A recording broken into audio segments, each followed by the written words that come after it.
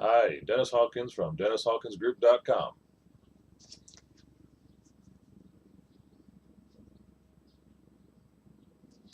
Right, okay, so let's get this thing started here. I've lived in Japan a long time, and like when I go into a Japanese restaurant, order my meal, the waitress or waiter will come over and they'll always ask me a question about these, right? Right, so they'll ask me, would you like a fork?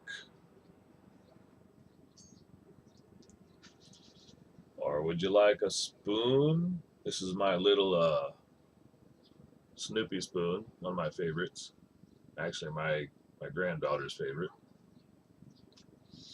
And after I eat, of course, I'm going to use one of these. Little toothpick, right? Yeah, you can see that, I think. So, unquestionably, when I demonstrate my chopstick ability, they no longer ask me that question in that particular restaurant, right? Well, this chopstick story relates up here, right, to this term, judgment. So very easy for people to judge others, especially in Japan. Foreigners are often judged for not being able to use chopsticks. That's just one example. Let me move over to an example that used to happen often when I was a child. As I mentioned before, my father was born deaf, so I was raised by my deaf father and hang out a lot with his deaf friends or those friends who were hard of hearing. Now, my school friends, when they would visit my house, sometimes my father and his friends would be there, and it became obvious right away that my father was deaf and his friends also. So later on, when we get back at school and we're playing around outside, almost every kid that visited my house would ask me, is your father and his friends dumb? That term always tended to be a little difficult for me to give a reply to, right? Now, the reason is I lived with my deaf father and I hung out with his deaf friends, right? And these guys would get together like a little mastermind. What did they do in their little mastermind? They were brilliant at crossword puzzles, right? These guys, their vocabulary was incredible, right? They were fantastic at these crossword puzzles, right? And also, each one of them was very capable of helping me with my math homework, right? I mean, these guys really knew their math.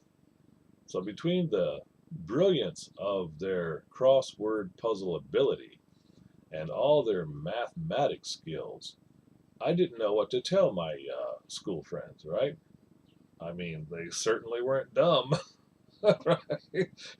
Even if I mean, your hearing ability, okay, whether you're deaf or hard of hearing, in my opinion, has nothing to do with your cognitive functions.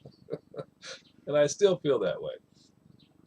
So it's part of my mission to start working with people who are deaf, hard of hearing, and bring them up to the internet, right? And show them how they can do business on the internet. Now, the last person that I want to challenge myself to to do this. Stop doing judgment. It's the judgment of myself, right? So it's very easy to judge ourselves, and the examples go on and go on and go on forever, right? So the one that I'll just mention today is uh, I'm part of the baby boomer generation, right? So we tend to well, I'm not going to say we tend to, I might say I tend to consider my age when there are certain things that I want to do, right? So, for example, exercise, I might say, well, that exercise might not be appropriate for me because of, the age that I've reached. Okay, well, that's a judgment, right? I think any exercise can be worked up to, right? It's not necessary for me to judge myself immediately that there's a particular exercise that I cannot do if I happen to like it. And one thing I'm becoming interested in is studying Aikido, right? So I think, first of all, I won't judge myself. I'll just go to the Aikido class and start participating at the level at which I am now, right? So today I'd like to encourage all of us, right, to do this, right? Eliminate as much judgment out of our daily life today as possible, right? And later on up in Facebook, I'll report what kind of experiences I had today with avoiding this judgment, all right? So I really look forward to seeing you in the video 11 of the 90-day video challenge by the Internet Lifestyle Network. Until then, happy trails.